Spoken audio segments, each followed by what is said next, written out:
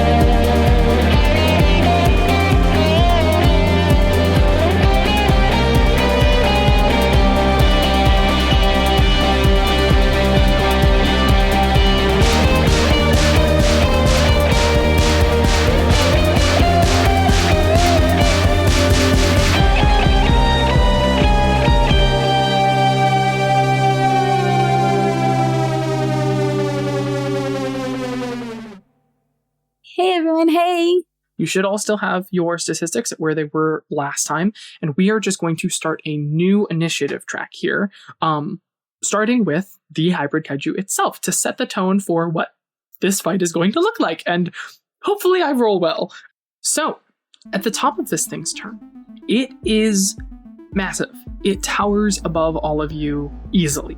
You guys are slashing away at its shins, really. Yeah. Little ankle shankers, as we call them in the Magic the Gathering community. Yep. I have too many options available too. I don't like that.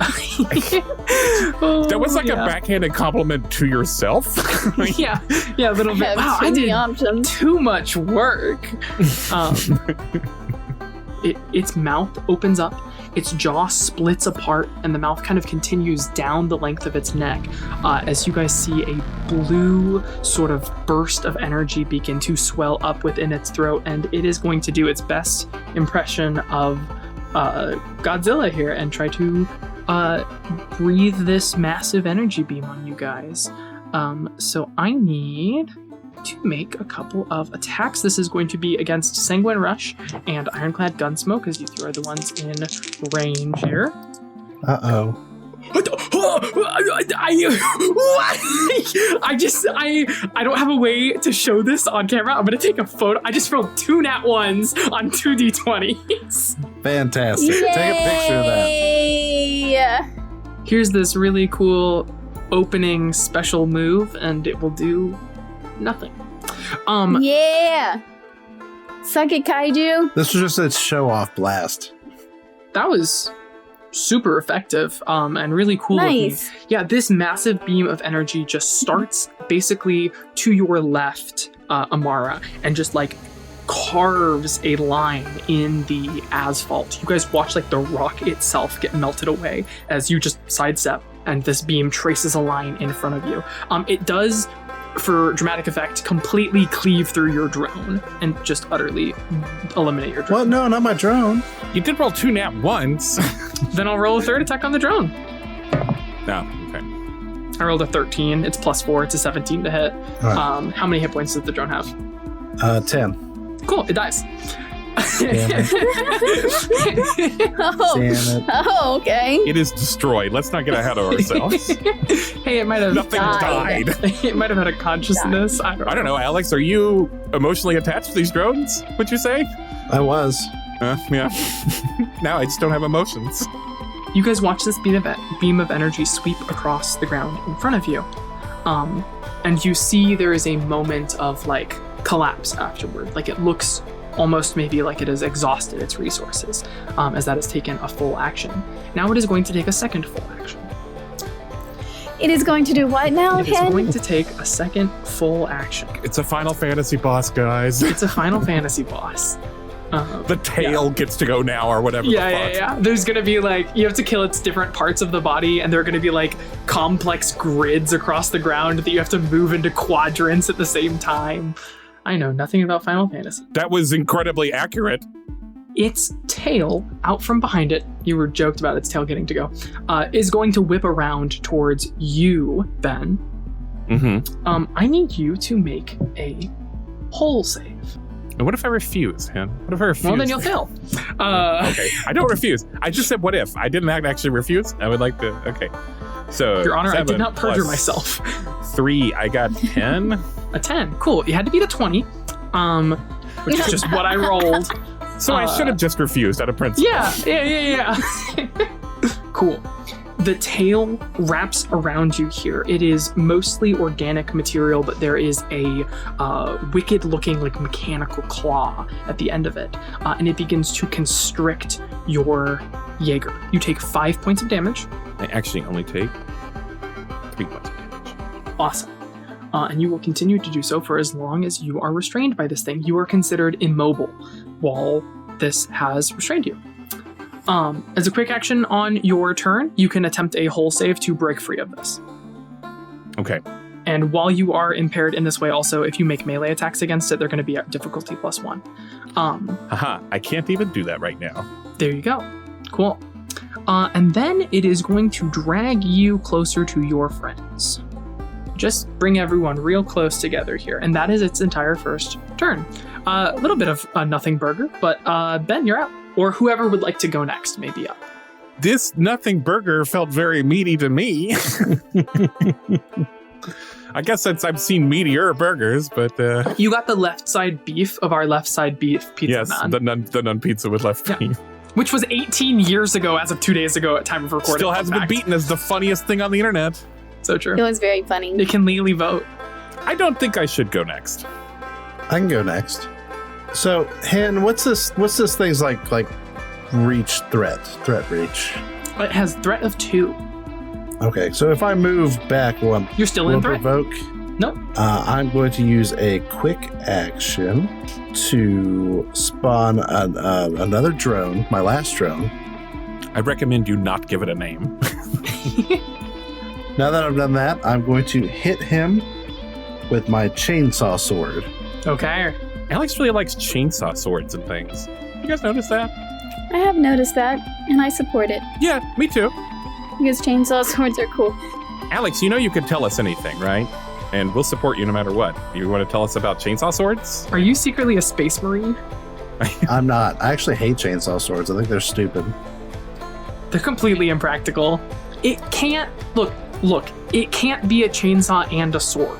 You can't slash or stab with a chainsaw. It is just a chainsaw, and they've attached it to a bladed handle, I guess. Wow, that's a damn good point.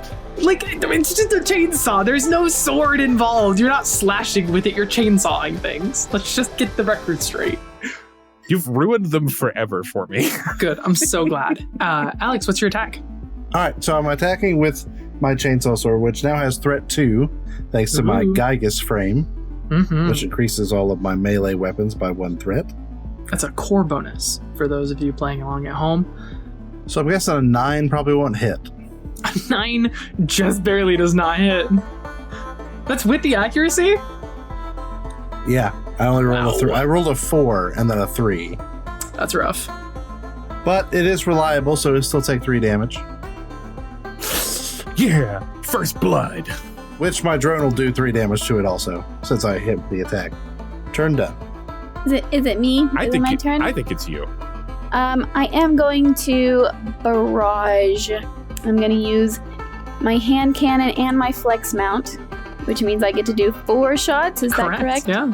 I am going to use my accuracy. I'm going to use my accuracy with my hand cannon, as that is going to be my first auxiliary attack. From opening argument.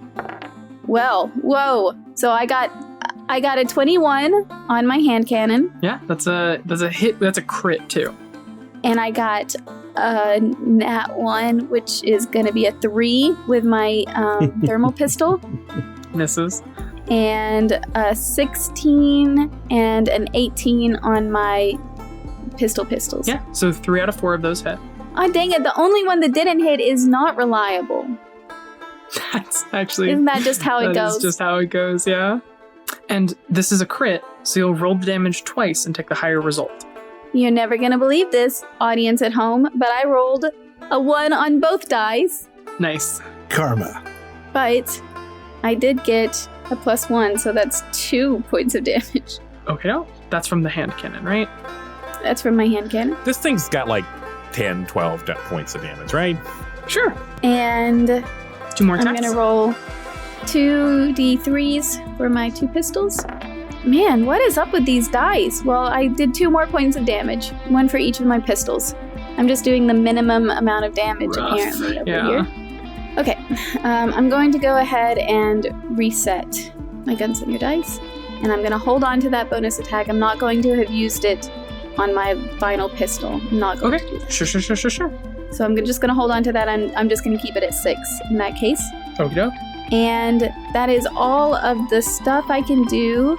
I'm going to add in 2 more rounds into my Mjolnir, and I'm sitting on a gunslinger die. Amara, you unleash your standard bevy of just like, you have these pistols all over in Jaeger-sized holsters, and exchanging one fire at a time, reholstering, grabbing a new pistol, firing the next. And you watch your bullets like ripple across this thing's form, the 3 that connect, and it roars and turns to you. But the roar has got this like backdrop of like static inorganicness to it. Hey, Shao? Shao, can you hear me? Hey, Shao, you were talking to us a minute ago. Can you hear me, Shao? Give me a roll to see if you can to goad or taunt her into communication here. I got a 17.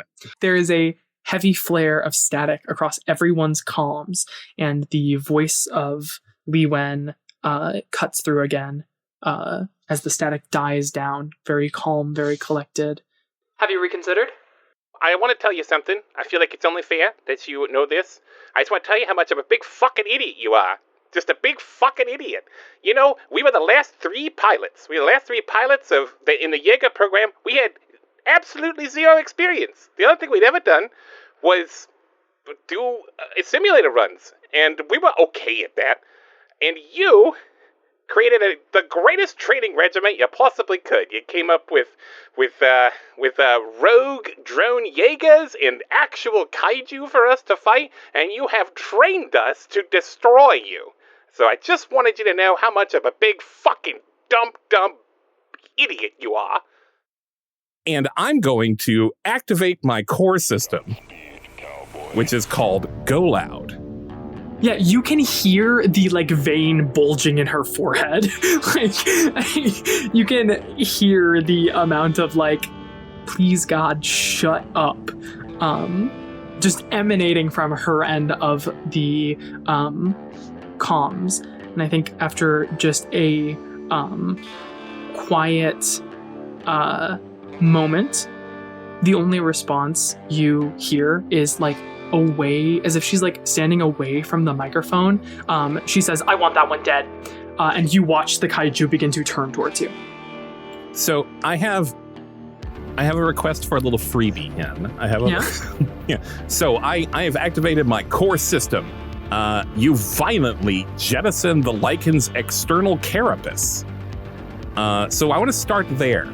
So what happens here is like the crumbling armor that was left over from halcyon vapor that was like had gotten like really fucked up in the last battle that like made my my punching fist like didn't work anymore. It like shatters, it like explodes off of me. And so like, will you let that happening have a chance to free me? Yeah, go ahead and make an attack for me. Yeah, let me know if it's above a 5. Oh, yes, with my grit, it does. I got a 6. Yeah, you are wrapped up in this thing's tail. It is hard not to. You can see the like singe marks as this armor does like jettison in like heated red hot metal that flies off of your form. And you can hear this thing's flesh begin to sizzle as it just like the tail like whips away from you. Okay, and so, yes, the stuff has exploded off of me, and like the steam is there's like steam coming off of me, and it like dissipates, and you can now see that like my body, the Jaeger's body, has kind of, we made it out of some of the like hybrid, like meaty Jaegers that we fought on the tarmac. Like we had to like kind of come up with something real quick with that. So it's like kind of made out of some of that stuff. My base armor is now 0, but my base speed is now 6. And I've lost a couple of my frame traits. My slide carapace, my interference field are disabled. But the coolest thing about this is on my right hand is gigantic claws that are like bristling with electricity. These are my shock claws. And this is also, these have threat 2 because someone got, I think Alex got some structure damage before I went loud, so that makes them better. Ooh. Thank you. But I can't actually do anything until my next turn because that takes a full action to do. Still a good turn. You got out of your grapple here, and we've got your weapons online. These like massive electrically charged claws. I think I have done this backwards because in our first fight, I was very slow and it took me a long time to get to the battle. And now I'm very fast versus a thing that's very large and we're already all pretty close to. Mm-hmm. Oh well. Which brings us back to its turn at the top of the round. Its crazy death laser has to recharge. So instead, it is pretty keen on causing some mayhem here. It is going to go ahead and make a massive swinging punch towards you here, Ben, as you have taunted Li Wen, and she doesn't much care for that. Let's see here. Hen, would you say it's charging its laser? Give it one more turn, and then you can do the whole actual it's a fire and it's laser. Yeah. Nice. Okay. What's up, early 2000s? We're all a little bit sick, and it was great hearing Jensie like muster the strength to make the I'm a charging laser reference. We're not there yet, though. We're not there yet. We're gonna fire it next time. We collectively are only charging our laser. Like Hen's like holding Jensie in his arms, and Jensie's like, Hen, would you say? Would you say he's fine? It's charging its laser. Charging its laser. Is it charging its laser? Yes, Jensie, it's charging its laser. It's charging its laser. Rest now, sweet prince.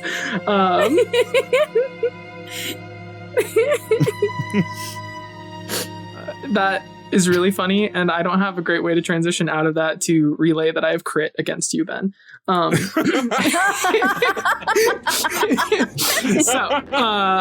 rolling damage. The first one is a 14. We'll see if this one is higher or lower. The next one is a 10. You will take 14 points of damage. I might die. It puts the full weight of its turn into this strike as it just whirls on you and punches you.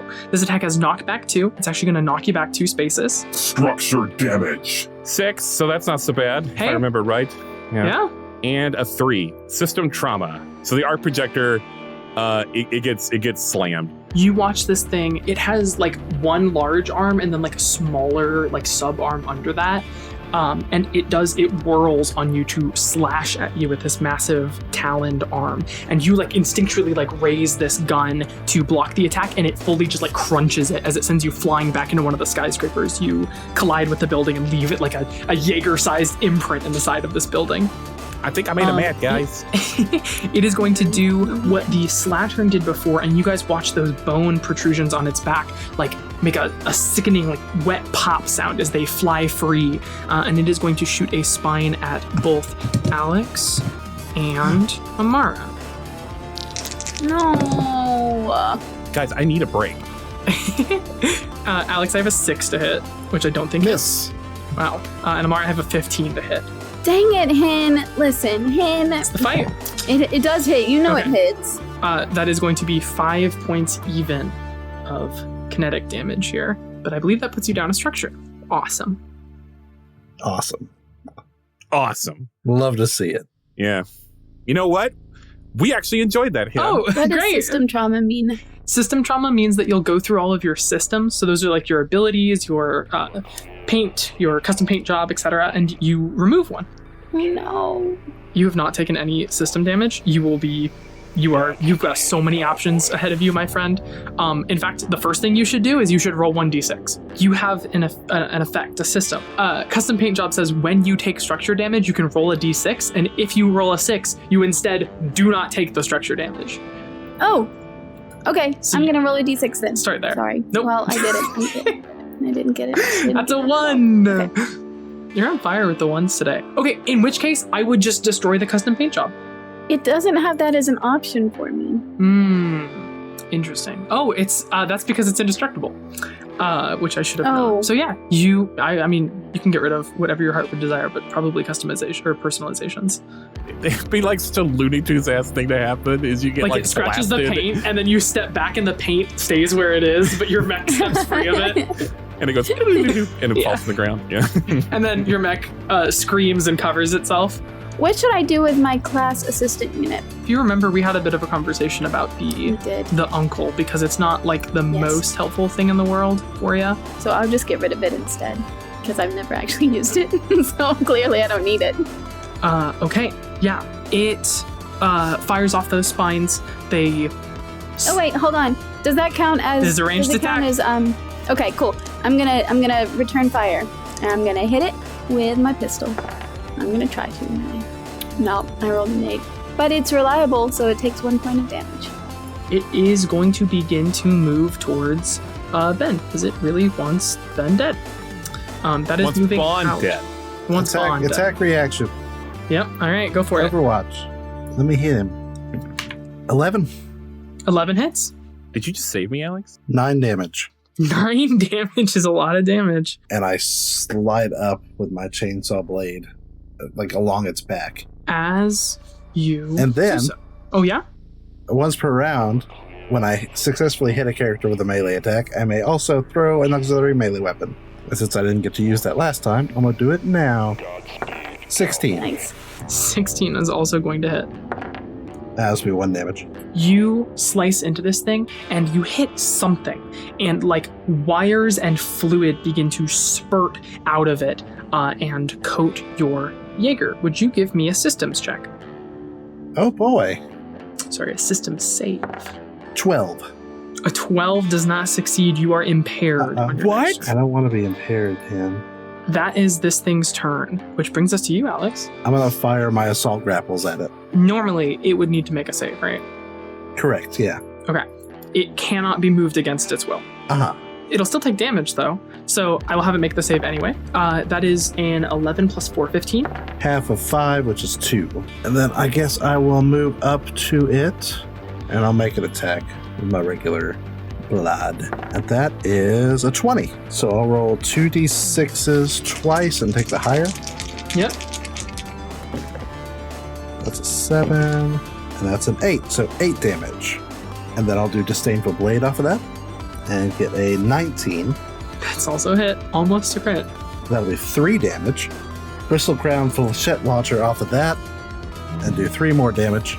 And then my drone will do 3 damage. You truly are living up to the Sanguine Rush title. You charge at this thing, and dude, you just, like, oh, you didn't make any of those at impaired. Okay, you're correct. Difference of 1 damage. Yep. Cool. Yeah, impairment doesn't mean much when you've got that kind of bonuses. Yeah, you just begin to rake further and further into this thing's flesh. You find that point where the like wires and mechanical scaffolding are beginning to protrude and just tear deeper into it if you can. There is a mist of disgusting blue ichor.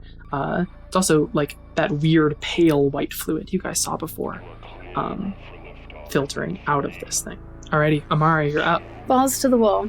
Let's go. Okay. I'm going to move back. It will attempt to attack you when you do so. I have an 11. That does not hit. Oh, yeah. Yeah. Hey. Okay. I am going to do nothing. I'm going to stabilize. When you do so, you are choosing to reload. Now, I could spend a repair to restore my HP to maximum, but I'm only 3 down. You know what? I guess it wouldn't hurt anything, right? Because I have 5 repairs. And this is the final boss, so might as well use it, right? I don't need to hoard my potions. All right, I will do that. I'm going to use one of my repairs to restore HP to maximum. I'm going to reload my weapons, and that is my stabilize. All right, cool. And with that, I am going to shoot my 4 Mjolnir bullets, great. Which does, of course, 16 damage, and it gains AP, and my target is going to be shredded.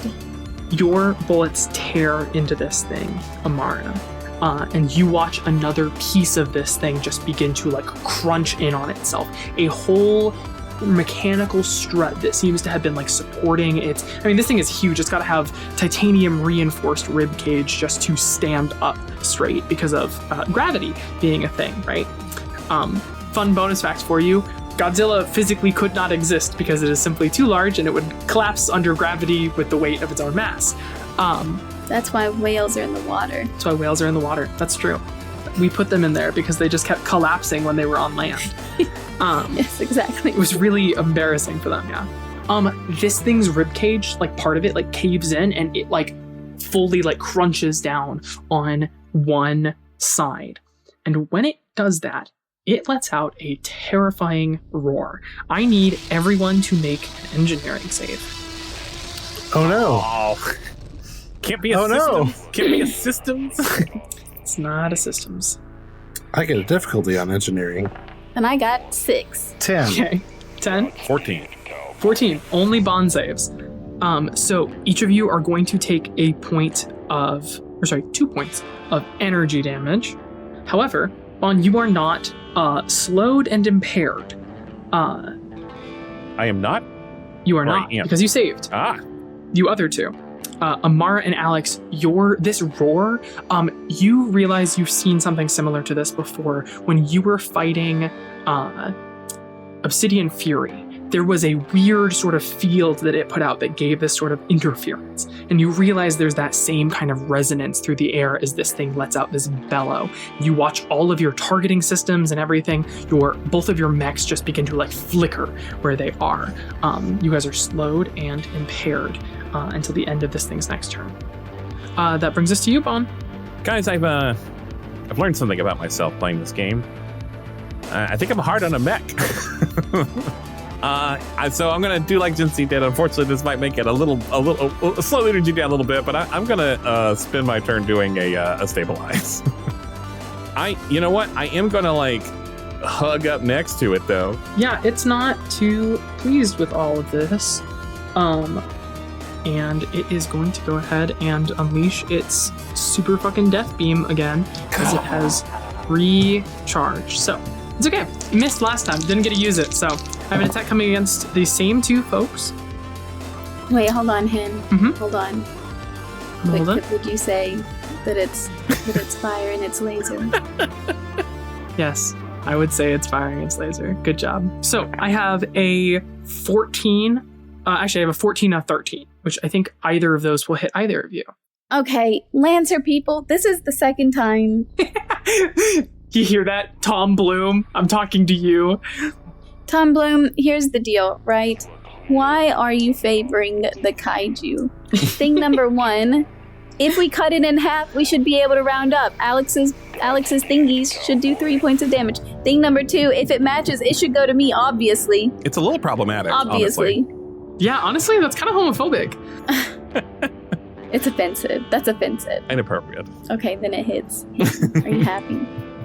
You guys both take 5 points of burn damage.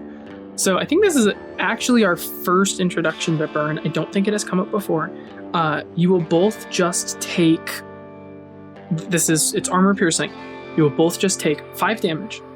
And then basically next turn, at the end of your turn, you'll make an engineering check. And if you succeed, you don't take any damage and you clear your burn. Otherwise, your burn goes down and you take the burn damage again. Ugh. You can clear this by obviously like succeeding, or you can clear it by taking the stabilize action again to clear burn. You can also technically clear it by just shutting your mech off. Okay. That was its big fuck-ass laser. It does the same thing it did before. It is falling apart just a little bit this time around. So its flesh kind of melts down a little ways, and this time the energy kind of like bursts out of it. Little pieces of it along the back, the light like radiates out of it, and the beam like fires out like the back of a hole in it, basically. As it like can't focus the beam the same way anymore, as it just like rakes a line across this city here, cutting through both of your mechs. You watch a part of your Jaeger like superheat as the beam passes through, and then you watch it like carve through the skyscrapers in the backdrop, as well as buildings begin to crumble and burn. There are car alarms in the distance, all of that. And then it's going to try to punch you really hard here, Alex. What? You guys get 3 turns against this thing. You'll be fine. That is a 10 to hit, which I do not think hits. Miss. That is its turn. It swings wide at you, Alex, and you are already kind of like moving from ducking away from this laser, and it is just not able to connect as it roars at all of you. It giving less and less the impression of a like put together kaiju that is like a dangerous threat, and more a slowly decaying mass of biomatter and mechanics. And that takes us to Sanguine Rush. I've got 1 HP left. I could stabilize. Or I could try to lay some hurt on this guy. It is currently armor shredded, so... It is currently armor shredded. Though I am impaired, so... We'll see. I'm just gonna go for it. Fuck it. Go for it. We're in the end game here. Alright. I'm gonna roll my... I'm gonna take a full barrage. Just start with the chainsaw sword. Give it a hia. That is a 15. Jeez, yeah, that's gonna hit. That'll be 6 damage. Alright, my drone will go ahead and shoot off and get 3. Then I will do the segment knife. I only rolled a 5, so that missed. Then I'll shoot off of that and do the flechette launcher and do 3 damage to it. And then I'll do my disdainful blade, and I got a... that missed completely. Okay. Not even gonna worry about it. That's still 12 damage. Doesn't feel like it was worth it, but we'll see what it do. So when do I take that burn damage? It would be at the end of my turn? Is it the end of your turn? All right, so Make me an engineering check. 8. An 8 is just shy. You just need a 10 to succeed, right? You will take 4 points of fire damage. Does that reduce? That doesn't reduce your structure, right? Yeah, it reduces my structure. So the first one is a 6, and the next one is a 4. The system is destroyed. Heat begins to encroach on your Jaeger. You are feeling that portion of your mech that is still superheated. There are active flames within components of your Jaeger, and you are like full on. Your like computer systems begin to die. What are you getting rid of? Get rid of my reinforced cabling. Okay. Scary. I mean, I'm not going to be using it anyways because it's only for like moving him around. Mm-hmm. Absolutely. Okay, that is the end of your turn. That brings us to Ironclad Gunsmoke. Kill it, Jensie. Let me give an order to Jensie. Kill it, Jensie. Or Amara. Kill it, Amara. I am going to barrage my hand cannon and my pistol. Okay, 4 attacks. Now, on my hand cannon, I don't want to say the rest of it because I might not hit it and then I might cry. 12 plus 2 is 14. Yeah, you got there. Does 14 hit? Yeah. Yay! So with my hand cannon, I'm going to roll my regular d6 plus 1, which is 4 plus 1 is 5. And I'm also going to add in my +2 d6 bonus damage. And remember, all of this has AP. So I'm going to add 2 more d6s, which is 11 plus 5 is 16. Plus, that was from my gunslinger dice. But I also get my roll-in chamber effect because I loaded last time, so I get an additional d6 explosive damage, which is just a 1. Okay, so 17. Good God. And that's just from my hand cannon. Now I get to shoot with my other guns. So now I'm going to roll for my thermal pistol. This is where it starts to get hairy for me. All right, that's another 14 to hit. Yay! So that does 2 energy damage. And now I'm going to roll for my other 2 pistols. Well, one of them is a 6, which I assume doesn't hit. And the other one is a 9, which also doesn't hit. But they are reliable, so they get +2 more damage. Yay, 21 points of damage. Yay! Well, that's all I'm going to do, but I am going to subtract 3 from my gunslinger dice and add 2 more bullets into my Mjolnir. Absolutely. Scary, scary stuff. Yeah, you unleash another bevy of bullets into this thing. It is looking more and more like a hunk of metal that kaiju flesh is clinging onto by the second. The other thing that you're all beginning to pick up on is there is a light, that blue light that it seems to be able to emanate, that energy that it hits you all with, is welling up inside of its chest. There are droplets of it, like liquid light, leaking out of this thing in the places where the mechanics are shining through. It is like the fuel that sustains this thing is sublimating and pouring out of this thing's very form the more you tear into it. It is coming off of it in steam. It is dripping out of the slashes in its flesh and everywhere else as well. Vaughn, it is your turn. Okay, actually, before I do any of this. Protocol? Yeah, I'm going to do my protocol and activate my lightning generator, which should actually work this time. Yes. Because I am actually adjacent now. So activate lightning generator, take 1 heat and deal 2 energy to all characters and objects adjacent to you. So bzzzt, it just bzzzt you. By the way, once per round, when the Lycan takes heat, a hostile character within range 3 must pass a system save or become impaired and slowed until the end of their next turn. I rolled a nat 20. I'm so sorry. It's the only 20 I'm going to get tonight. Yeah, so I have a rapid burst jump jet system where I'm just going to use the flavor of my jump jet system and not the actual mechanics, if that's okay. But anyway, here we go. Actually, my attack, I have these giant claws on my right hand, and I'm going to like jump a bit and try to rake them across the torso of this thing where it's already like spilling out a little bit of juice. And here we go. Barrage. 18 plus 2 is 20. I believe that is a critical hit. That is 4d6 twice. I'm just going to get some extra dice out of my little drawer here, just real quick. I'm going to get my tray out. This is a lot. Going to knock over my Canada Dry while I do it. It's okay. It was empty. 18 damage on the first 18. set. Okay. Could get better. 22 on the second set. Wow. Now, was that a take the highest or was that combined? Let's take the highest. Take the highest. Okay, so 22. I rake these blistering electric claws across this thing's chest, and it leaves a blue, goopy streak behind it. Ichor and wires and more of that disgusting like liquid light is spilling out of this thing as you do just tear a claw-shaped 3 down the torso of this thing. Shao, I feel like the quality of your products has really gone downhill. There's another cut, another pause in the comms, and then her voice cuts through and she says, "You don't know the half of it." Vaughn, would you just make me a check here just to see if you can notice anything? I will love to notice something. I'm actually really scared if I misread this entire situation. Can you imagine if I was like, there's a fourth fight or third phase? Is this a Fable 3? Is my awful brother maybe not so awful after all?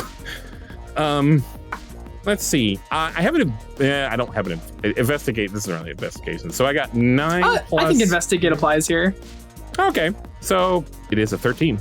There is a globule of this glowing blue light in the center of this thing, and it is violently beginning to, what is the word I'm looking for? It is rippling increasingly fast. You can see more and more of this light is beginning to shine through this thing and out through its form. You almost have to begin to hold a hand in front of your Jaeger's face even just to be able to see out of the head of your Jaeger. Something is not right. Hey, buds. This is weird, right? I don't mean hybrid kaiju weird. I mean Goop's not supposed to be gooping like that, right? Yeah, this is weird. Is that your turn?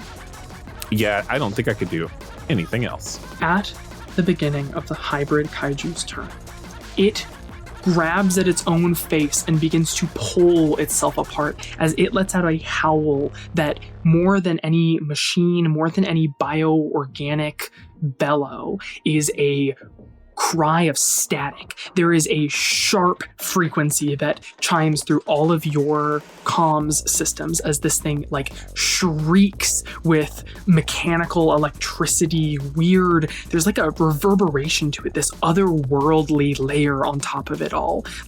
You can hear through the sound itself some other resonance.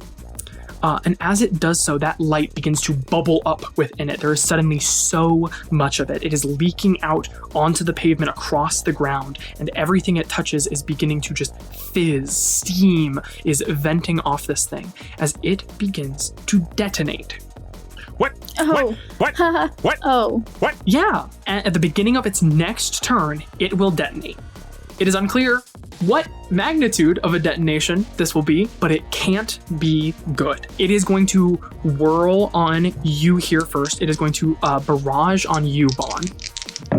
It has no more capacity for the abilities, no more weapons that it can use. It is just throwing what remains of its body at you. I have a 15 and a 7. Both gonna hit them. Okay.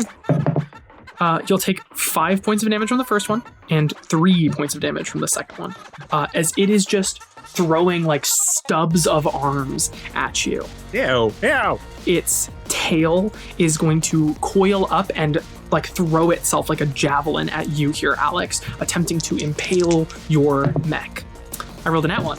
I got all this cool stuff I can do, by the way. You can't see any of it, but it's there. I promise. Want to see it, man. Alex, this thing flops its tail at you. What are you doing? Oh, is it my turn?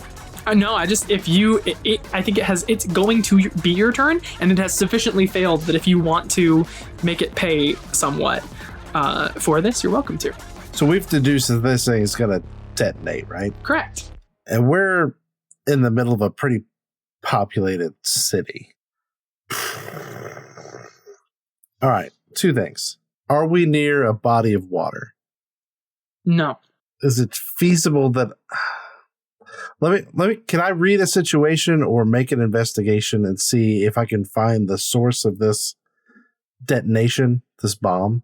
Sure. Yeah. Go ahead and make me whichever you'd prefer. I would say if you've got any kind of investigation, figure things out type of triggers, you can apply them. I got to read situation. Yeah. I think that's fair. It's hard to tell exactly what's going on here. Oh, cool. That's 19 plus 6. This thing is being fueled by some sort of otherworldly power. It seems like whatever place the kaiju come from, they have found a way of replicating it in these hybrid kaiju. And that energy system, not contained by a real kaiju, is growing volatile. That blue glowing energy is what is detonating here. And it is not any kind of energy you have ever seen before. It is not the standard kinetic explosion. It's not a shockwave resulting by the expansion of gases and gunpowder. It is something strange and alien. It does not look good. All right. So it's something that I can grab and run away with. You could try. I'm going to try it. What are you thinking when you say you're going to try it? What is Alex picturing the plan is here? Are you trying to take the kaiju with you, or are you just trying to remove that detonating source. I would like to try to remove that detonating source and get it away from as much of the population as I can. What I'll say, for a bit of a more difficult attack, you can try to attack the source of the actual energy itself to see if you can weaken this thing. If you want to try to physically wrench it from the kaiju and move with it, I will let you do that as like a full action attack, but it's going to be a lot more difficult. Fuck it. Let's try to move it. 19. 19. Yeah. You reach in through the rake in this thing's chest that Bon has caused, and you just like tear this thing open and grab onto this bubbling mass. It is shining this blue light out from between your mechanical fingers as you just are like pulling on it. There are like stringy blue fibers that come off it and try to keep it stationed within the center of the kaiju. You pull it fully free from the center of the hybrid kaiju, and that thing tries to roar. There is another like surge of static as it snaps free the source of the light, and it is now bubbling in your hand, and rapidly you can see the hand of your kaiju itself is being sucked into this thing. Like the light is increasingly becoming more your hand than the actual mechanical hand is. Fun. Yeah, cut your arm off, bud. Cut your arm off. Well, what I'm going to do is hold on to this and run as fast as I can to whatever least populated area that I can suss out. No, bud, no, don't do that. No. Just throw it. Just throw it and we'll hope for the best. I can't throw it. I took a full barrage action. You did take a full barrage action. Okay. You can move yourself if you would like. You begin to sprint off in whatever direction. The city is empty by this point. People have evacuated. People have moved underground, and even underground are continuing to shuttle themselves further and further away from the danger. Frankly, it's probably least populated here where you are, is the thing, as everyone has kind of moved away from the kaiju. Well, I also have friends that I want to be in the explosion area. For sure. Is there any part of the city where like really lame people are? Yeah, can we find a bunch of fascists real fast? Okay, Hen, let me ask you a question about overcharging. So if you overcharge right now, you can take another quick action on your turn. So if you wanted to overcharge and then boost as a quick action to keep moving, which is what I'm assuming you're thinking, you can do that. But I am at my heat threshold of 4 already. So I'm at the edge of the map now. And you'll roll for overheating. A 4. Power plant destabilize is what you've got. You become unstable. You are exposed, so you'll take double damage. It sucks, Alex. Trust me. I get over the radio or for a free action, and I tell them to get as far away as they can. Do you know what? I forgot that I was supposed to have been exposed this entire time. At most, you would have taken an additional 10 damage. That's a lot. That's a lot. Let me pitch this one to you. There was a moment of calm between the deaths of the kaiju and the rearing of the head of the big hybrid kaiju. Mm-hmm. Could I have conceivably stabilized during that time? Sure. I'm just gonna spend a repair. I only have 2 repairs now. I'll do that. Sure. How about that? Thank you, Hen. Thank you, Hen, so much. Thank you, Hen. That's on me. I wasn't paying attention to that. I did not have. I think it's on me, Hen. In fact, I'm the one that's supposed to be keeping track of my character. Alex. Yeah. You have removed whatever this bubbling mass of energy is from the center of the hybrid kaiju. It collapses. The flesh is no longer held together by whatever that presence is. All the color drains from its flesh. You watch bones liquefy. The skin is more steam at this point than it is skin, and there is a mechanical carcass that is rapidly being dissolved by the blue light that was leaking out of this thing currently. It is just a bubble of plasma on the ground at this point. You two, Amara and Bon, can see in the distance the shape of your comrades, Jaeger, running deeper into the city with a glowing ball of light that is rapidly consuming their Jaeger. And you can see that there are now ripples of energy that are emanating off of this thing.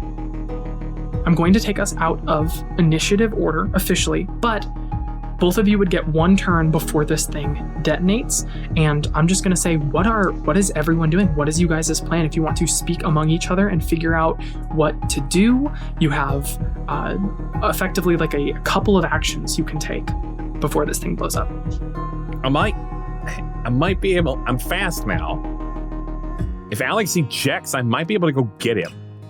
Oh, I don't have a nice extra little thing like you do, though. Well, I don't either. I got rid of mine, and Jake's still in here. He just be chilling. You can fit someone else in your Jaeger. It's just gonna be tight. Okay. Apparently. What do you think, Jake? I don't think I'm coming back from this one, guys. Yes, you are. Shut up. Yes. What do you think, Jake? Fuck up. What are you asking Jake for? Just like what to do in this situation? Oh my God, Jake! What do we do in this situation? I think Jake. Let me just say, if you try to come get me, you won't be able to get out of whatever explosion range. But I'm fast. Well, I'm then you fast have right doomed now. us, I guess, faster than Alex. you are, Ben. Are you happy that you've doomed us then, Alex? Are you happy about that? Because obviously we're going to come after you, so if you have blown us all up, congratulations. I've asked Jake the question. I gave you an order to run away. Yeah, I don't have to follow your fucking orders. Jake is shouting into the comms at you. Cadet, what are you doing? Cadet, come back here. There's still time. We might be able to disable it. Jake, it's my turn to be the hero. And then I turn off my comms. And I keep running. Oh my God, this is the stupidest fucking thing. Is he faster than me? I have a speed of 7. Yeah, what's your speed, Alex? 7. Fuck. It would come down, if you wanted to try to run up to him, we would have to play it out turn at a time. It would come down to how many, like, what am I trying to say? You could continue to overcharge on your turns to take an additional boost action, and it would just come down to whoever's reactor fails first. Fuck. He got a little far. Is he far enough away for this to have He's been only an 6 effective- spaces away. 7 spaces. So, let's see here. I should be 14 spaces away from You y'all. should be 14 spaces away. Because Why? He didn't get 2. He didn't get... Oh, because he overcharged. that is 17 spaces. Okay. I may have come to a decision. What And is your decision? Jensie may not like it. What is it? I'm going to instead, like, run and, like, try to grab your mech to, like, drag it with me. To, like, run the opposite direction. I mean, you can fucking try. Oh boy. You can fucking try. I'm sweating. Yeah. Yeah, I don't know, Hen. I don't understand these fucking dudes. Everyone wants their moment of glory. I just understand. I understand, my friend. And I'm going to try to, like, Okay. I don't have hands. You don't. I have one very busted hand and one has a giant shot claw. So I'm going to actually try to, like, football, like, kind of run in, like, try to, you know, maybe get him more in the arms. Yeah. Well, I go first in turn order, so I'm gonna just start running. Hen said there was no turn order anymore. Well, I said you guys can both take actions, so you guys get 2 actions, and then this thing detonates. You can use your action to run forward if you would like, puts you closer to the blast radius. Well, Alex has doomed us because he decided to be a dummy. This is just how we're gonna fucking go down, I guess. What is the blast radius? The blast radius is 20 squares, 20 hexes. We running, boys. God, I mean, Hen. You can't do shit, Ben. You can't do shit. But we're out of turn order. Surely we have to roll off or something to see who gets to go first. This is where I go. That's as far as I can go. But I can also overcharge, right? You can also overcharge. Why don't we resolve, if you are really going to try to, like, grab and detain, we can try to resolve that here first. You both... Before I overcharge? Mm-hmm. You both I don't know. begin to I run. feel like looking at the map here, like, yeah, she was like Amara was like a few hexes away. I don't think I'm close enough to just grab her. So yeah, I think I have to just be like, Come on, no. Amara, we gotta go. I'm not leaving without Alex. Overcharge. Hey, they're going for it. All right. Are you all running after Alex? I'm not gonna run the other direction without Amara, no. So yeah, you just need to get up to Amara and then tackle them. Yeah, you're both just taking your actions now, so... But it is pointless oh my God. Oh, Jensie's just going for it. She's just like, turn on every damn. I said I was overcharging. I did it. All right. What, did you think I was lying? How many times can I overcharge on my turn? Just once. Okay. Well, that was my one turn, and it's now finished. Well, then on my turn, I'm gonna go and then overcharge. No, you don't get a turn. Wait, it's not because your turn. at the your turn was to take the thing and run. Yeah, that was your turn. Now it's Bond's turn. Could Alex eject if he wanted to? Could he eject? Alex could eject, yeah. But he's being a dumb. Could we catch Alex majestically from the air? Y'all can catch me so that I can get incinerated by the blast that you will be in. Yeah, I'm already in the blast radius. Yeah. This is happening. You're 11 hexes away. Wait, boost is a quick action? Yeah, boost is a quick action, and then you overcharge to quick action again. So you could technically move another however many speed spaces. Oh, well then I did it. You're with Alex? 1, 2, 3, 4, 5, 6. Yeah, I'm right beside To him. what end? Can I remind you, Jensie, not only are you killing yourself, you're also killing Jake. Jake, are you in this? I think Jake is probably in it. I think Jake is shouting Jake's at in it. Alex to stop, to turn around, anything. Yeah. Yep. We're in it. We live and we die together. Ben, are you joining them? Unless Bon isn't gonna join us, then he'll go live, I guess. God, Bond's whole arc was that he was gonna live. Yeah, that's true. So Bon, get out of here. It's a tough decision to make, but a decision has to be made. Okay. Is it possible that we could all quickly pile into a single Jaeger and pile the Jaegers on top of each other and all be in the one that's on the bottom and possibly shield ourselves from That is blast? a multi-turn endeavor. We're like it's about to blow. We got your turn left, Ben.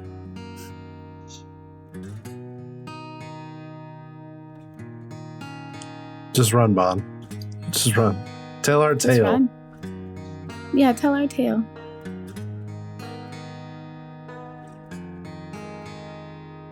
Jake has consented to this. We're here together.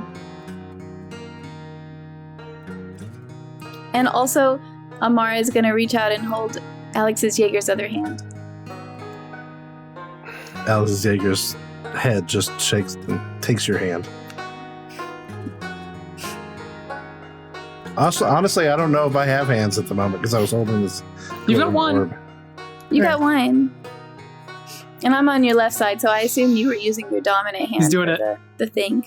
You're both fools. You think that Bon has listened to you and he's not there and you guys are Toy Story 3-ing is what I meant to say.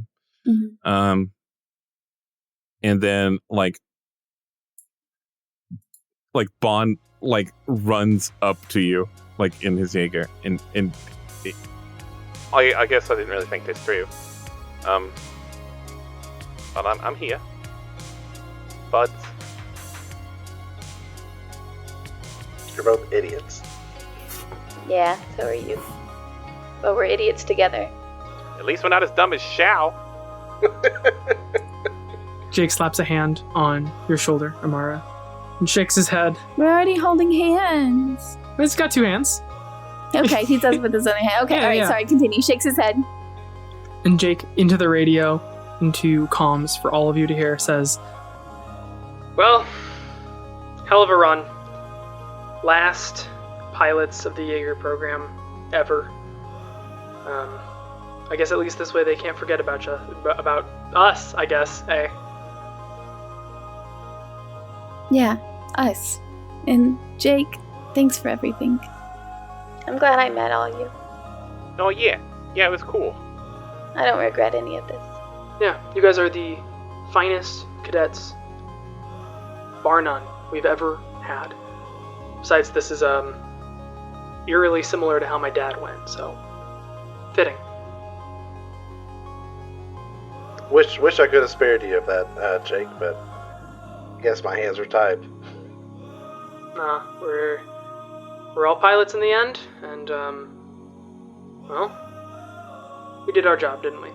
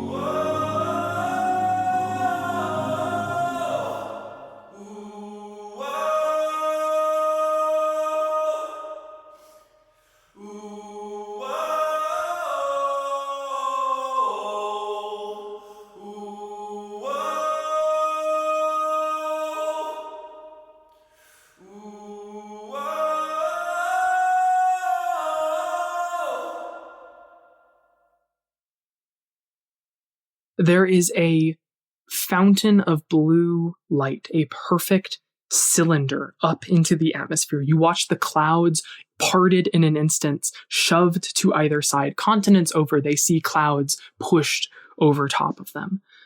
As this light shoots into the sky, this detonation is oddly contained. It is almost like a perfect sphere. Each of your Jaegers will take 25 points of damage. Mine takes 50. Yours takes 50, which I think reduces you by 2 structure. No, come on. Us hugging him makes it so he's not exposed. Come on. No? He's holding the source of the detonation. Yeah. What does that put everyone's structure at? I got a direct hit. You don't need to worry about, for now, don't worry about rolling structure checks. Just that if that reduces your structure by, let me know what your end structure result will be. Oh, I have 1 structure left. I just barely survived going down to 0. So when we go down to 0 structure, we're gonzers, right? Your mech is destroyed. I have 1 structure left. So I'm gonzers. You all can't see for a solid, it feels like minutes creeping by. The light of this thing is so intense. Your Jaegers are superheated in an instant, and then also, like, simultaneously, more than the heat, there's a flash of heat, and then there is nothingness. But not the kind of nothingness where there is no sound or sensation or anything. It is the nothingness of the void of space. It is absolute 0. It is vacuum. There is no sound. There is no light. It is pitch black, and it is so cold that it burns. Amara and Bon. No! Oh my god! And what? So, in Lancer, your pilots have 6 hit points. That's it. That's all you get. I'm going to take a picture of this one, too. I've rolled double 6s. Both of you are reduced to 0 hit points. You fall unconscious, is what that means. You're down and out, but you're not dead. Don't they have extra hit points for their armor, though? Not in this case. This is a multi-dimensional blast. We're going to do these one at a time, is what we're going to do. So, didn't think I'd be rolling 3 of these. I guess I have to roll for Jake, too. I need Bon and Amara to roll me 1d6. What am I shooting for here? Don't roll a 1. I rolled a 3. I rolled a 6. Amara, you are returned to 1 hit point. Bon, you are stunned. You are heavily concussed. Your vision is like completely blurred. You can't make heads or tails of where you are. Your Jaeger is flat on its back, both of you. It is hard for you to tell whether or not you are alive. Alex, I need you to roll a d6 for me. If you roll anything other than a 5 or a 6, it's not looking good. God damn it. I rolled a 6.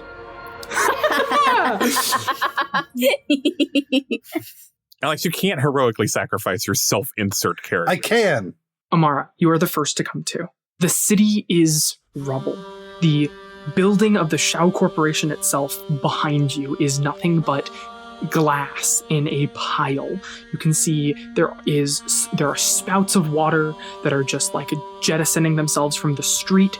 Portions of the street have been caved into the tunnel system and the bunkers beneath the city. It is destruction and mayhem as far as the eye can see. Your Jaeger is decimated. It will not move. You are locked in to your Jaeger. It has like bare bones functioning. You can tell that the systems are on in Bond's Jaeger. You are not getting any system feedback from Alex's Jaeger, and you are very shaken. I check on Jake. Jake is unconscious, but he's fine. He's alive. He's just unconscious. Okay. Do my comms work? Barely. Hey, you two, can you hear me? Are you okay? Bond, your sensations are swimming, but you can hear that there is audio coming from somewhere. Hello? Can you read me?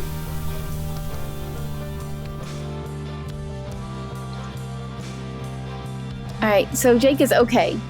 I've got like things. Can I give him something? Yeah, you can stabilize him. Can I stabilize him? Absolutely. I will roll a d6. He regains 2 hit points. He pulls himself off the ground, holds his head. He has blood from a massive gash across the side of his face that is just dripping down his neck. And he kind of like puts a hand to it. He says, Amara? Oh my god. Hey, you okay? I think so. Okay, help me check on the other two. I'm not getting a read from Alex's Jaeger. All right. You scramble onto the top of your Jaeger. It is seared and like blackened across the front of it almost. There is like a thick coat of decay on it almost. You see your comrades' Jaegers laid flat. The Sanguine Rush is in pieces. It is, there is a chunk of it missing, basically. There is as if it has been like cleaved in half perfectly. There is no remaining remnant of the second half of it. And the left half of it, the hand you were holding onto, has fully come off. There are just pieces left. But next to you, the Frankencrime is similarly like laid out and scorched. I'm gonna check on Alex first. Bon, you begin to come to. Your senses are still discombobulated, but you are up and you're conscious. It's just disorienting. What's my name? Is it Ben? Jake is shakily making his way into your, has already made his way into your Jaeger, and is helping unequip you from the Jaeger. And he shakes his head and says, wrong vowel. Yeah, that's 4 near-death experiences for Bon Joyega. Let's not make it 5. We don't know if... I don't know, Jake. I might be immortal.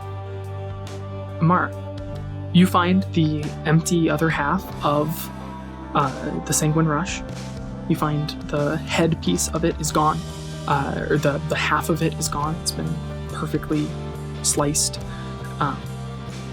There's no pilot harness in it. There's nothing that could be rigged up. Wires just hang from it. They are sparking and on fire in places. There is nothing here. Give me a check to look around. 22. 22.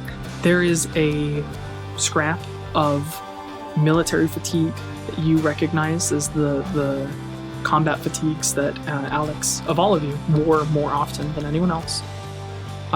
It is impossible to make out what the pattern is anymore. It is the old American military camo green, but it's just singed to hell and impossible to tell. But it's a piece of fabric that sticks out of the ground, and that's what catches your eye first. As you pull it, it comes free, and you notice that there is more of it. A whole arm. A whole arm. No, stop that. There is a pile of rubble, refuse, and as you pull that fabric free, just a little bit of like blue light begins to shine and almost like float up out of the rubble. I'm gonna yell over at Jake and Vaughn, hey, I think I've got something over here, and I'm gonna try and, like, dig up the rubble. Vaughn, you are helped over to the rubble, and Jake kind of sets you down and begins to help tear at the rubble here. You guys find an unconscious... How are you guys doing this? How are you guys in physical condition? I tell you, friendship's a beautiful thing. You guys tear at the rubble and find an unconscious Alex lying bent in wrong ways, bleeding profusely from a number of places. His military fatigues are tattered. The armor that you wear in the Jaeger cockpit is like completely broken up. The helmet is like shattered. The pieces of glass are stuck in his face. Oh my god, can I stabilize him? Yeah, give me a check here. 21. 21. You and Jake both begin to like pull him out of the rubble. Jake is very careful. Shouldn't move people after they sustained this amount of trauma. But you guys clear the way a little bit. Alex, roll a d20 for me. 6. The world is a void. There's nothing here. And you're just standing in it. What is Alex thinking? What is Alex feeling? Man, my pilot friends are idiots. This could have been so much easier. Could have saved everybody. Well, I think we did. I don't know that. Vaughn, you're not in his vision. I am, though. I am. I'm all up in this dude's brain. I'm in this dude's head. Alex, you are standing in the void, and you have those thoughts, and you realize that there's no passing on coming. You're just in a different place. For a minute, you wonder if you've been, like, relocated to some other place. You wonder if maybe the lights have just gone out so dark that you can't see anything. And then a massive purple eye opens in the void and is staring directly at you. A single 3-fingered hand, it looks closer to a pair of claws than anything else. Looks very kaiju-ish. It's definitely not human. Begins to reach towards you, this electric purple eye tracking your movements. And as one finger begins to reach towards you, your eyes begin to flutter awake. You gasp in as you return to consciousness, alive. Oh my god, Alex, you're alive! I give him so many hugs. Ow. All the broken bones and glass. Ow. Ow. Yeah. Oh, careful there. Sorry. Jake is just cheering, just in disbelief. I think I might formally request a few days off, Jake, if you don't mind. Request approved. Bond is like openly weeping. You've never seen Bond do any kind of extreme emotion of any kind, and he's just openly weeping. The remains of the kaiju are seeping into the cracks of the ground where you slew it. You can hear the sounds of alarms that have not ceased, but they are getting closer and closer. You can hear military helicopters overhead as shouting begins. Your Jaeger program, the remains of it, the shambling amount of people who still work for the Jaeger initiative are rolling in as fast as they can. You are being thrown ropes. You guys realize you are in the rubble of a caved in portion. The street is above you, basically. You are on top of this pile of rubble. People are beginning to rappel down into the crater. People are cheering, and across all channels, Jaeger military, across every government, across every portion of the world, a broadcast is going out that you've done it. Whatever was besieging you all, the Shao Corporation proper, whatever they were planning, you have sufficiently destroyed what remains of their project, their work. And as far as anyone can tell, you're the only pilots remaining, which means you are, in fact, the last remaining pilots of the Jaeger initiative, and perhaps, maybe, the best.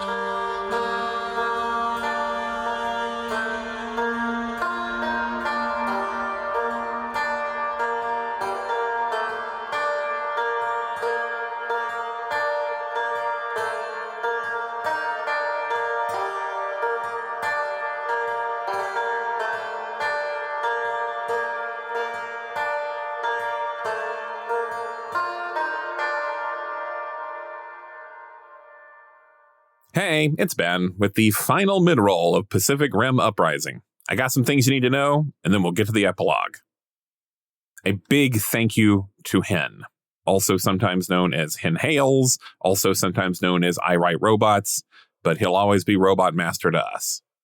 Lancer is a great game, and even though it's not overwhelmingly complicated, I think having Hen as our GM is a big reason why the experience was so positive for us. Hen writes and produces a lot of stuff, which you can find at iwriterobots.com. And he's also one of the hosts of the Vorthos Cast, a podcast all about Magic the Gathering story and lore. I am not in Magic the Gathering fandom at all. And even I've listened to a couple of episodes because Hen is that great. You know who else is great? Behold. He did all the very good music for this series.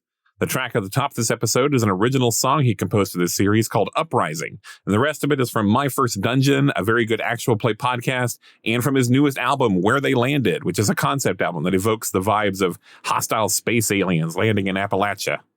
Who knew banjos would go well with mech combat? Well, I did. That's why I picked him. We're part of the One Shot Network, which has lots of great shows like the flagship actual play One Shot podcast hosted by Super Dylan, or the Ultimate RPG podcast with James D'Amato, or Design Doc with Hannah Schaefer and Evan Rowland, which is a cute and fascinating show about the TTRPG design process. If you've enjoyed this series, you could join the Patreon, where we upload uncut recording sessions once a month. Sometimes they're a couple episodes long, and you get some behind-the-scenes stuff and bloopers and stuff like this really, really funny thing that happened before we started playing Lancer one time. It's like hitting the side of a barn.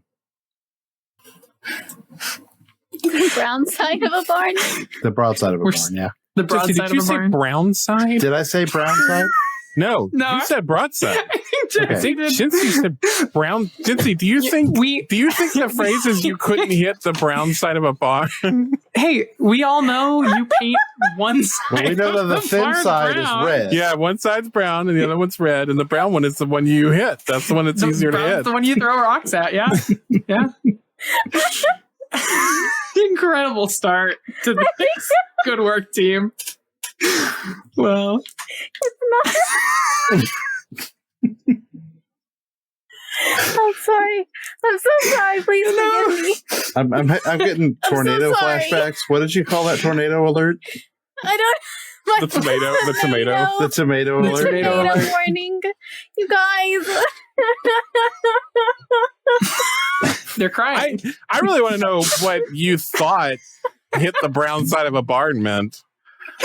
Maybe it's something like when Because shit they're hits all the brown. fan. It's like you hit the asshole of the barn. So if you start something, you're bound to hit at least one side of the barn. Well, that's the saying. Like, oh, he could hit the brown side of the Yeah. barn, but they're all brown. Broadside. I mean, I have to admit They that thought- Jensie's explanation makes It sense. makes sense, yeah. It In a does. world where your entire barn is painted. All right, that's all from me. Here's the epilogue for Pacific Rim Uprising.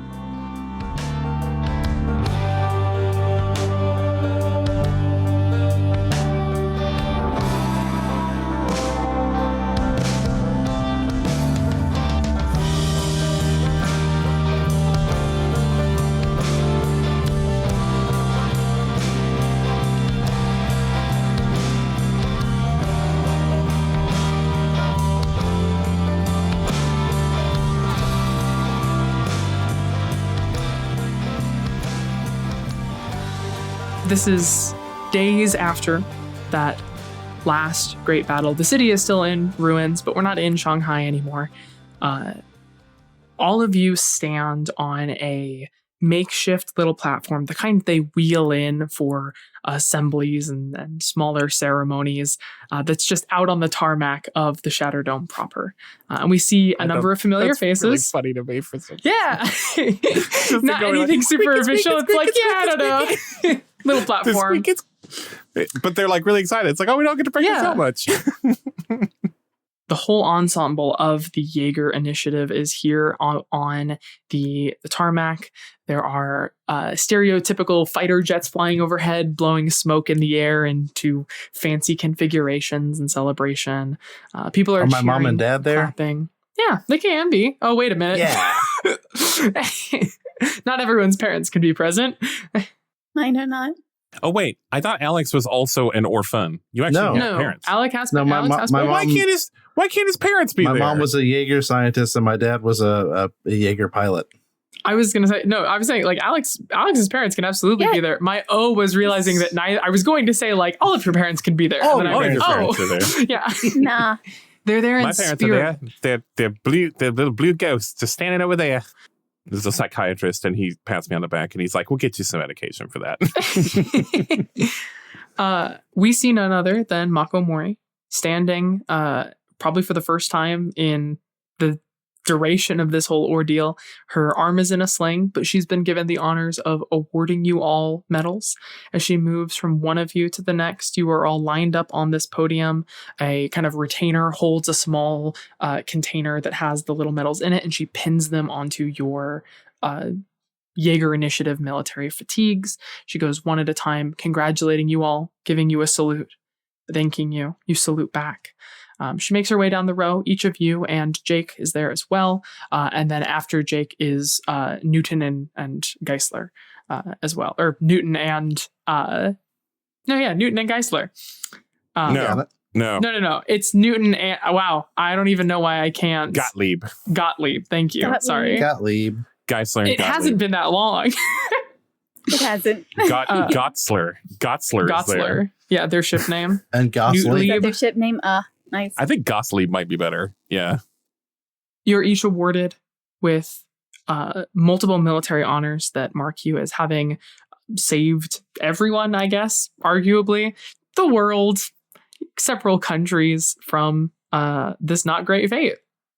Newton and Herman get the cutest couple award. Yeah. Absolutely. No one knows about that except me. Oh, that's right. It's a secret. I think it's fairly obvious. Also, I think like arguably Mako has known longer than anyone present.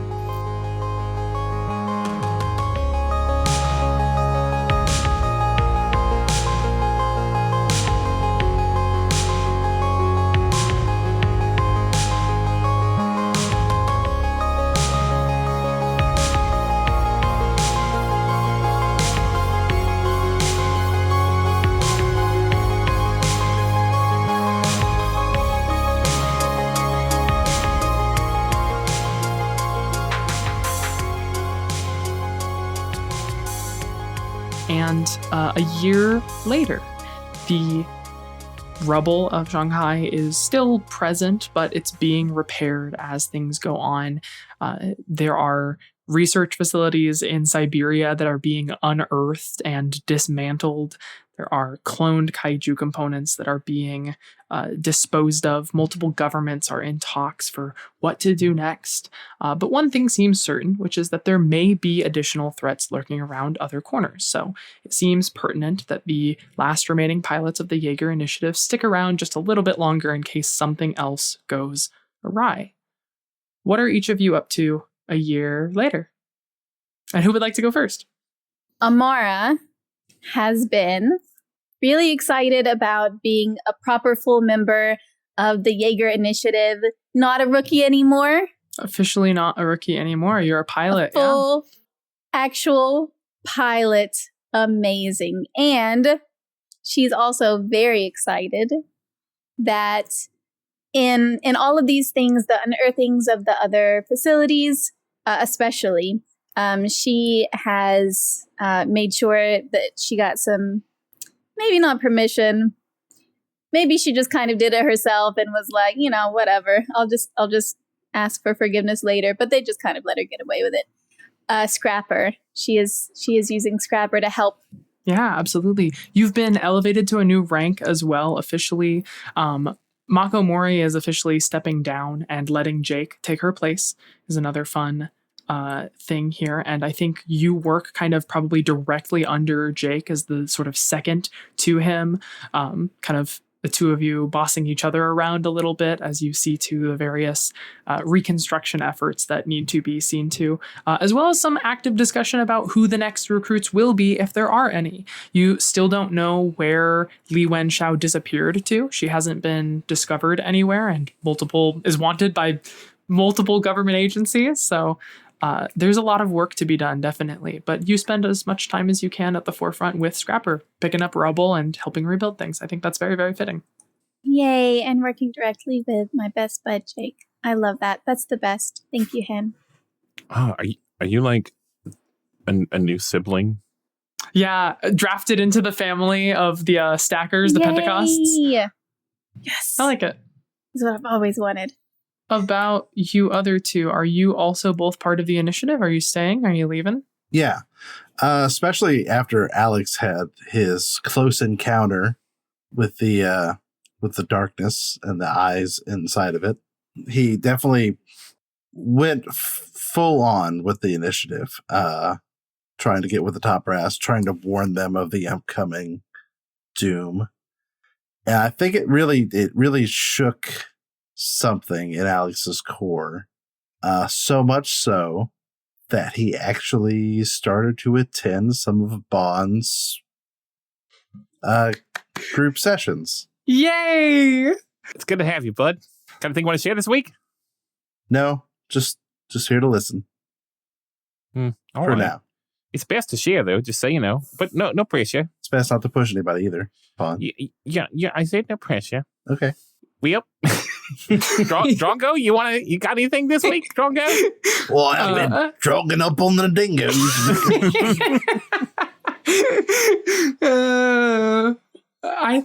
We get a what little does that? scene. No, he's like, what does that? What the hell does that mean, Drongo? Like, I'm sorry to swear at you in group, but what does that mean? Like, we're both Australian. I know that doesn't mean anything. What you just said. I thought we weren't asking any questions.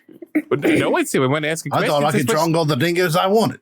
Alex, yeah, you are here with the initiative. Furthermore, I think you're probably working very closely with Newton and Gottlieb now, who are kind of pioneering the way into more ethical means of using the kaiju for various projects. Having had this sort of extra dimensional look into the beyond, I think you're helping them find all that they can on what could still be out there. I'm definitely hanging out with my nerd team a lot too. I think we all formed a D&D group together. Nice. So it's like 13 of us. Yeah, you guys all play Lancer together. Nice. Yeah. Yeah. Am I allowed to join? Sure. I love it. Amara and Jake want to join too. Yeah. Of course. Combat takes like one round of combat takes like 2 hours. Yeah. Mm-hmm. Mm-hmm. You're gonna have to make it like a play-by-post thing. Yeah, absolutely. Yeah. A West Marches. I've heard that word thrown around recently We've completely looped. We've gone from live play Lancer game about robot world to robot narrative world about live play Lancer game. Yeah. Yeah. I look forward to the third Pacific Rim movie being revealed to be entirely their campaign. It's 100% in their campaign. It's like a Tiny Tina's Wonderland thing. Yeah. Yeah. And then they're going to do a podcast about their campaign. Yeah, they start an AP. Ben, I think that just leaves you. Yeah, see, here's the problem, Hen. Here's the problem. The two things that I did come up with for this were I'm sure he's still a mech pilot, and he's probably running that group still. And unfortunately, both of those things have been covered. He had a bit of a breakthrough on the front of like personal vengeance. What if he feels more like he can look into kaiju as like a scientific thing and not so much as like a I need to kill them all kind of thing? He definitely has come around to like he did not ever hate kaiju. Like they weren't even really animals. Like it's not even like if a bear killed his family and he would like hunt the bear down. Like it wasn't even that, because they're not even animals, they're just weapons. But I don't know. I think he would still be like pretty opposed to it because he sees them as weapons. Like he would be like, well, then here's a thought too. What about he has some kind of position in like a board of ethics within the Jaeger initiative that approves and denies what is okay to research in terms of Jaeger form weapons? I like that a lot. I think I'm also doing a lot of like, I think like what recovering from trauma looks like is like he hasn't been dealing with it for a long time. And so now he's like actually dealing with it. And I think he's gotten a little weird, honestly. I think occasionally he's weird. I think occasionally he stares off into space. Occasionally he is emotional. And like, but like, that's good. Yeah. Like he's actually like talking to a psychiatrist, and he's like actually processing like grief that he has not processed in like a long time. And so in a way, he's like both like seemingly going through it, but he's actually doing better. And he's got friends now. He's got friends. Well, yeah, I always had Alex, but got a good support network. He's definitely made his own little found family for sure now, right? I think there are a few things that could be a stronger bond than we're all going to hold this extra dimensional nuke together and just see what happens. Each of you live a fulfilling life as a fully involved member of the Jaeger Initiative. Now you're no longer rookies, and just a few questions remain. Really, you're all tangentially parts of bigger systems now. Whether you're working on the ethics committee, whether you're researching into what further information can be found about where the kaiju come from, or whether you're leading the initiative itself. You guys still don't know where Li Wen went or what remains of the other structures she had built as part of her plans, if there are other cloning facilities out there. The last people we need to visit in our little montage of how this all ends are the two professors, Gottlieb and Newton. The two of them live together. They share a lab. They work on a lot of important research going forward in the world of what kaiju can be used for, what we can clone safely, and what can be used to further medical and all the other various scientific fields without becoming biogenetic weapons, right? And all while they do it, they have a daughter of sorts, right? They have a kaiju brain in a jar. This creature that they've come to call Lila, that they both care for and oversee kind of what that turns into. They both become fascinated with the genetics of this creature and see to her every night. And I think the scene we close on is a night where they have finished up in the lab for the day. They power down the various machines, turn off the various monitors, and head over to the large tank that is now affixed to the wall again to give Lila a more permanent place to stay and kind of give it a pat on the side. Newton gives it a little kiss and puts a hand on it and says, "Lila, good night." And Gottlieb kind of teases him about it's still just a brain. You don't have to be affectionate to it. And the two of them turn and leave, and they turn the lab lights off. And the last thing we see is a zoom in on Lila, where we see the remnants, the floating organs of what makes up this, what can barely be called a kaiju. And a single purple eye opens on the center of the brain.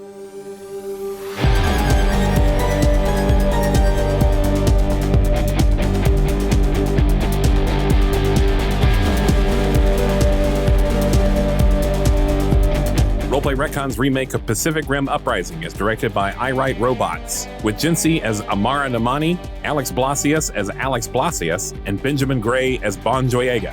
The soundtrack for this series features Behold. Our logo is by Jeanette Blasius. Roleplay Retcon is produced by Two Fish in a Jug and is part of the One Shot Network. Bye kisses.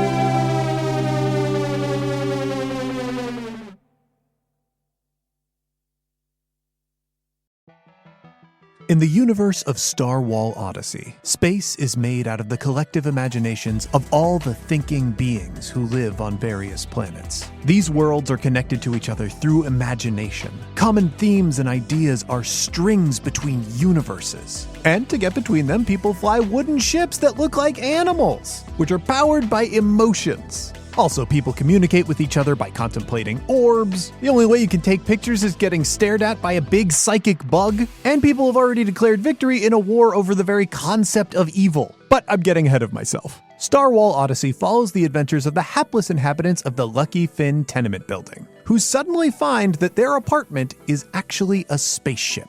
and that they're lost in a sea of boundless imagination. It's an actual play starring me, James D'Amato, Mel D'Amato, Ali Grauer, and Drew Merzieski, as we playtest the No Kings system, which will hopefully one day be the Skyjacks role-playing system. It toes the line between weird and wonderful slice of life and high-flying space fantasy. You can sample the first 5 episodes by searching for Star Wall Odyssey on your favorite podcast app, or get the whole thing by heading to patreon.com/oneshotpodcast and signing up for $5 a month or more.